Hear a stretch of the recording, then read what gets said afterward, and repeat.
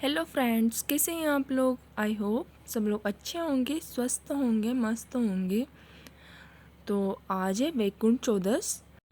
ये चतुर्दशी कार्तिक महीने की चतुर्दशी को मनाते हैं। इसमें होता क्या है कि कार्तिक चतुर्दशी के दिन भगवान विष्णु और भगवान शंकर जी की एक साथ पूजा करते हैं। शास्त्रों के अनुसार ऐसा माना जाता है कि भगवान विष्णु 4 महीनों की निद्रा के बाद जब देवउठनी एकादशी के बाद जागते हैं तो वो भगवान शिव जी की भक्ति में लग जाते हैं और उस दिन भगवान शिव और विष्णु एक ही रूप में होते हैं। और ऐसा भी माना जाता है कि इस दिन अगर हम भगवान विष्णु और शिव जी की पूजा करते हैं तो हमें वैकुंठ धाम की प्राप्ति होती है। तो आज की पूजा मैं यहाँ पर बहुत सिंपल तरीके से करने वाली हूँ, क्योंकि मेरे पास न तो फूल है और न ही ज़्यादा फल है। जो चीज़ें अवेलेबल है मैं उन्हीं से पूजा करने वाली हूँ। तो चलो करते हैं पूजा की तैयारी शुरू। सबसे पहले एक चौखट लेंगे, उस पर येलो और रेड कलर का कोई भी कपड़ा बिछा देते हैं। फिर उसके ऊपर भगवान विष्णु की फ़ोटो रखते हैं और साथ में भगवान शिव जी की फ़ोटो रखते हैं। मेरे पास भगवान शिव जी का फ़ोटो नहीं था, तो इसलिए मैंने जो आरती में फ़ोटो था मैं वही आरती का फ़ोटो रख ली हूँ। उसके बाद हम बनाएंगे अष्टकमल। अष्टकमल यहाँ पर मैंने चावल का बनाया है। अब चावल मैंने वाइट चावल लिए हैं, आप वाइट चावल की जगह कलरफुल चावल भी यूज़ कर सकते हैं। उसके बाद में उस पर जल भर के लोटा रखा है, कलश, और उस कलश में गंगा जल डालते हैं, साथ में सुपारी, सिक्का और हल्दी की गांठ। फिर उस कलश के ऊपर मैंने एक प्लेट में तिल भर के रखा है, क्योंकि आज के दिन तिल का दान बहुत ही शुभ माना जाता है। और तिल के ऊपर दीपक रखा है। दीपक आप चाहे तो तेल का भी रख सकते हैं या फिर घी का भी रख सकते हैं। तो मैंने यहाँ पर दीपक रख के उसको जला लिया है। अब करते हैं भगवान जी की पूजा। यहाँ पर पानी से भगवान जी को शुद्ध कर लेते हैं। उसके बाद फिर उनको चंदन से तिलक करेंगे। सारे भगवान जी, भगवान विष्णु को, शंकर जी को, कलश का और दीपक का, सबका हम चंदन से तिलक कर देंगे। उसके बाद फिर हम भगवान जी को वस्त्र के रूप में कलावा पहना देते हैं। उसके बाद आप अगर आपके पास फूल है तो आप फूल चढ़ा दो। मेरे पास फूल नहीं था इसलिए मैंने फूल नहीं चढ़ाया है। और फल वगैरह का भोग लगा देते हैं। यहाँ पर मैंने 2 फल लिए हैं। एक है आंवला। आंवला का दान करना आज के दिन बहुत ही शुभ मानते हैं। और साथ में लिया है गवावा। और पंचमेवा जिसमें शक्कर है, किशमिश, काजू, किशमिश, शक्कर, बादाम और इलायची। इस तरह से मैंने पंचमेवा भी भगवान जी की पूजा में भोग के लिए रखा है। साथ में हम आज के दिन भगवान जी के पास कुछ दक्षिणा भी अवश्य रखते हैं।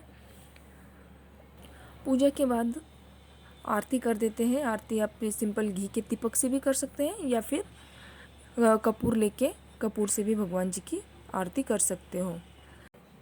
पूजा और आरती होने के बाद हम सुनते हैं वैकुंठ चौदस की कथा। फिर कथा खत्म होने के बाद हमें दीपक जलाने होते हैं।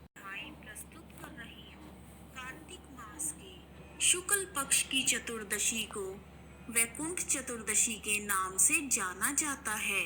इस दिन को हरिहर का मिलन कहते हैं। इस दिन भगवान विष्णु और शिव जी की पूजा की जाती है। इस दिन की पूजा निशित काल यानी मध्य रात्रि में होती है। मान्यता है कि इस दिन पूरे विधि विधान से व्रत रखकर पूजा करने से वैकुंठ धाम की प्राप्ति होती है। वैकुंठ चतुर्दशी का व्रत करने से पारिवारिक सुख समृद्धि में बढ़ोतरी होती है और निरोगी काया प्राप्त होती है। पौराणिक कथाओं के अनुसार इसी दिन महाभारत के युद्ध में मारे गए सभी लोगों का भगवान श्री कृष्ण ने श्राद्ध करवाया था। इसीलिए यह दिन श्राद्ध तर्पण करने के लिए भी अति उत्तम है। आइए अब शुरू करते हैं वैकुंठ चतुर्दशी की पहली कथा। एक बार भगवान विष्णु महादेव शिव शंकर का पूजन करने के लिए काशी गए। वहां मणिकर्णिका घाट पर स्नान करके उन्होंने 1000 स्वर्ण कमल पुष्पों से भगवान विश्वनाथ की पूजा का संकल्प किया। अभिषेक करने के बाद जब विष्णु जी पूजा करने लगे तो शिव भगवान ने उनकी भक्ति की परीक्षा के उद्देश्य से एक कमल पुष्प कम कर दिया। भगवान श्री हरि को पूजन की पूर्ति के लिए 1000 कमल पुष्प चढ़ाने थे। एक पुष्प की कमी देखकर उन्होंने सोचा, मेरी आंखें भी तो कमल के समान हैं। मुझे कमल नयन और पुंडरीकाक्ष कहा जाता है। यह सोचकर भगवान विष्णु अपनी एक आंख चढ़ाने के लिए तैयार हो गए। विष्णु जी की इस अगाध भक्ति से प्रसन्न होकर देवादिदेव महादेव वहां प्रकट हो गए और बोले, हे विष्णु, तुम्हारे समान संसार में मेरा कोई दूसरा भक्त नहीं है। आज की यह कार्तिक शुक्ल चतुर्दशी अब वैकुंठ चतुर्दशी कहलाएगी और इस दिन का व्रत करके जो पहले आपका पूजन करेगा उसे वैकुंठ लोक की प्राप्ति होगी। भगवान शिव ने विष्णु जी को वैकुंठ चतुर्दशी के दिन ही करोड़ों सूर्य की चमक के समान सुदर्शन चक्र प्रदान किया था और कहा जाता है कि इसी दिन वैकुंठ के द्वार हमेशा खुले रहते हैं। यदि कोई व्यक्ति पूरे विधि विधान से वैकुंठ चतुर्दशी का व्रत करते हैं, वह अपना स्थान वैकुंठ धाम में सुनिश्चित कर लेते हैं। इस प्रकार वैकुंठ चतुर्दशी की पहली कथा पूर्ण हुई। कथा सुनने के बाद मैंने अपने सारे दीपक जला लिए हैं। अब इन दीपक को 14 दीपक जो है इनको दान करने वाली हूँ।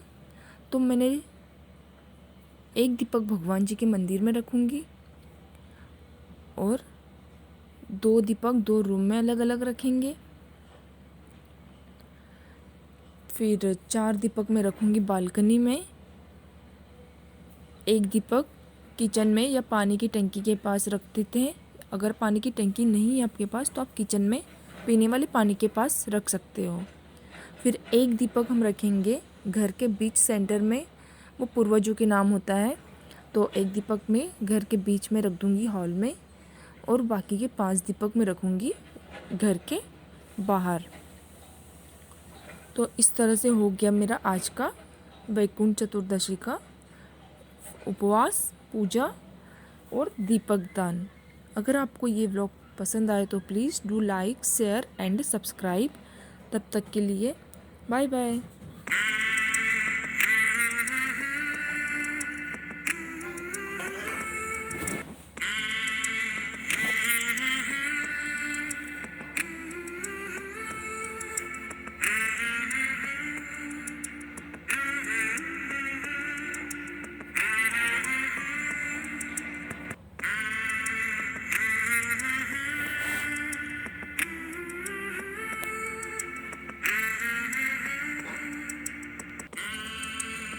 ये क्या म्यूजिक है?